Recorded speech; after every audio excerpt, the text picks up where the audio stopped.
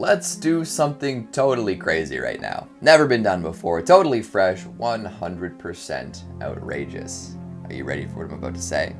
Not so sure you are. We're going to follow up on our last list, chronicling some of the worst demons out there, specifically the ones inhabiting the good book. Not all of them are explicitly mentioned, but boy, they're part of Hell's hierarchy, and if that doesn't make them worth bringing up, then I don't know what does. So here we go, off into the land of the unknown and wild. It's time for the top 5 worst demons in the Bible, part 2. Coming in at number 5, we've got Astaroth.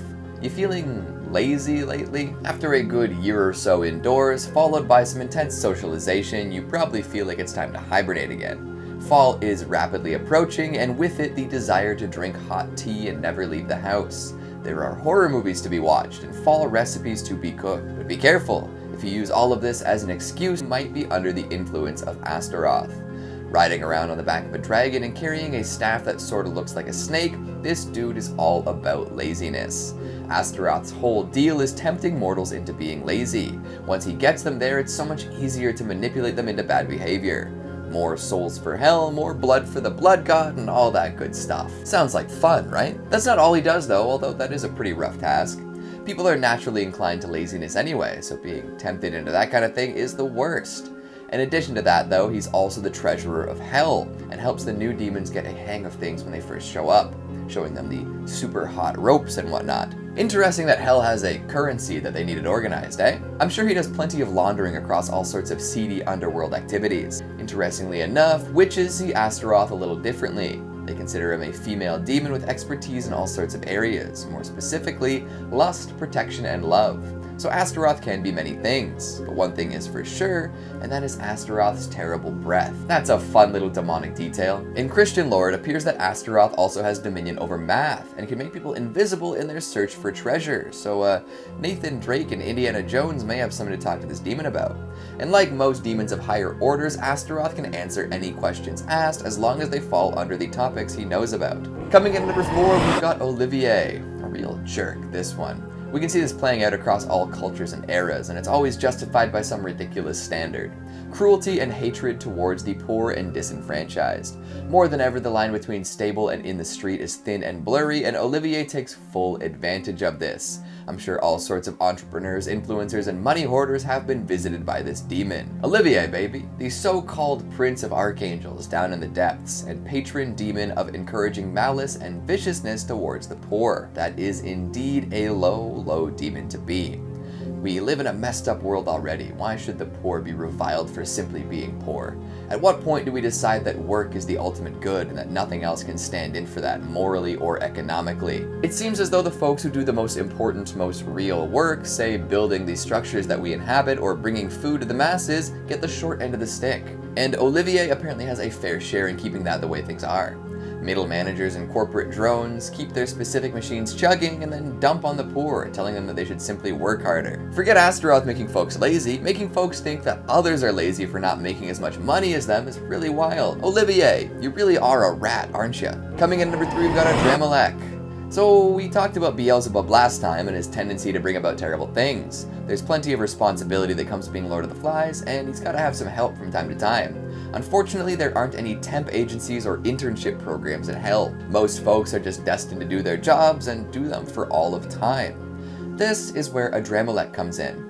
This demon does his best to give Beelzebub a hand by assisting the Lord of the Flies as a great minister and chancellor, a lofty title for such an interesting demon. On top of being this assistant in Hell's hierarchy, Adramelech was also known for being a sun god who demanded human sacrifice.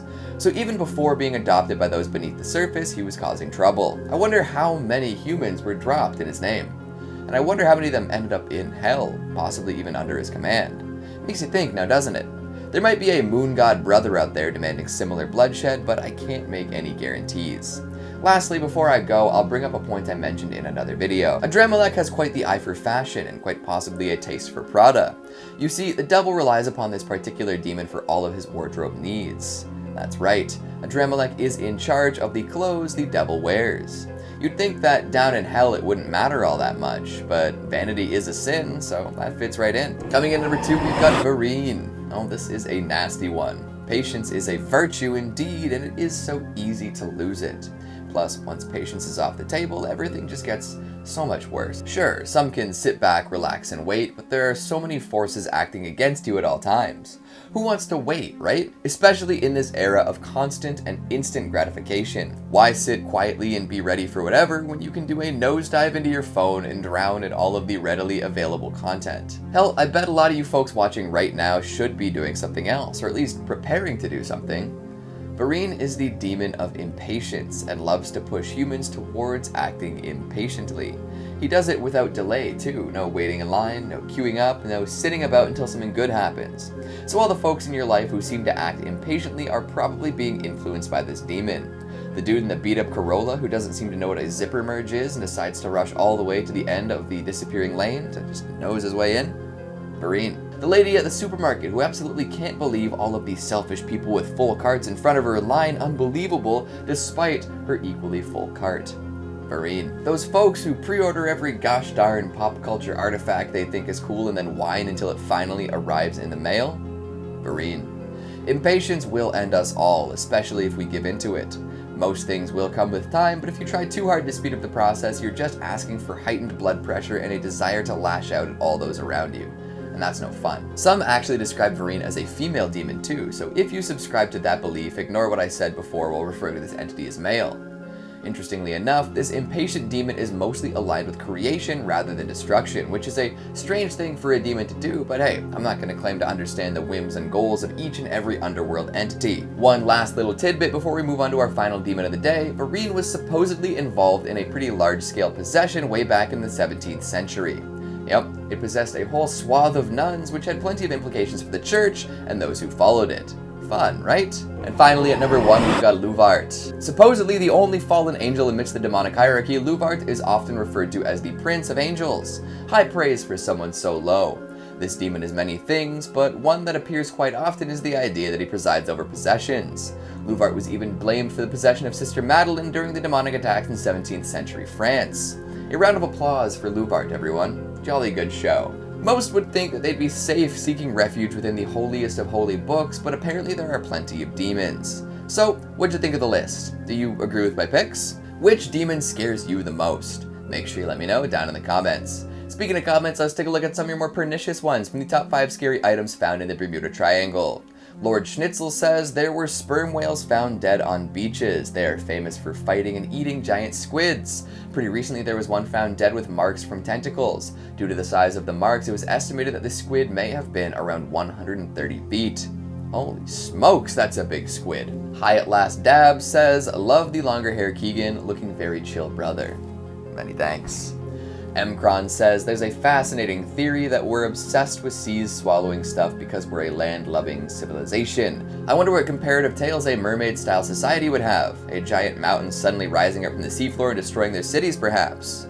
Ooh, I'm a big fan of these alternate reality ponderings. Snowball Lil Duck says, hear me out, what if the city of Atlantis is still active? If it was a place where technology was super advanced, then it could very well be hidden or hidden in plain sight, and we would never know. I'm gonna channel my inner J. Jonah Jameson here and say, I want pictures! Pictures of Atlanteans. And John Stiles says, plot twist, Aquaman is at the bottom of the Bermuda Triangle. Would that really be a twist at this point? I feel like it might be expected. And that's the time we have for today. I'm going to spread some terrifyingly false information about important public figures online. Thanks for watching, and I'll see you next time. It seems as though the folks who do the most important It seems as though the folks who do the... And Olivier apparently has a fair share in keeping that, though the... Forget Astaroth making folks lazy, making folks think that others are lazy for not making as much as...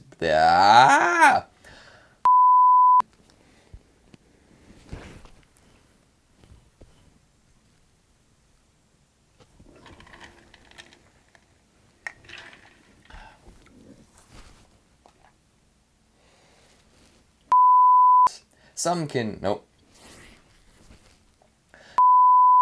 Hell, I bet a lot of you folks watching right now should do something... Nope. Hell, I bet a lot of you folks watching right now... Oh my god. Why are you mowing your lawn? It's... Ugh!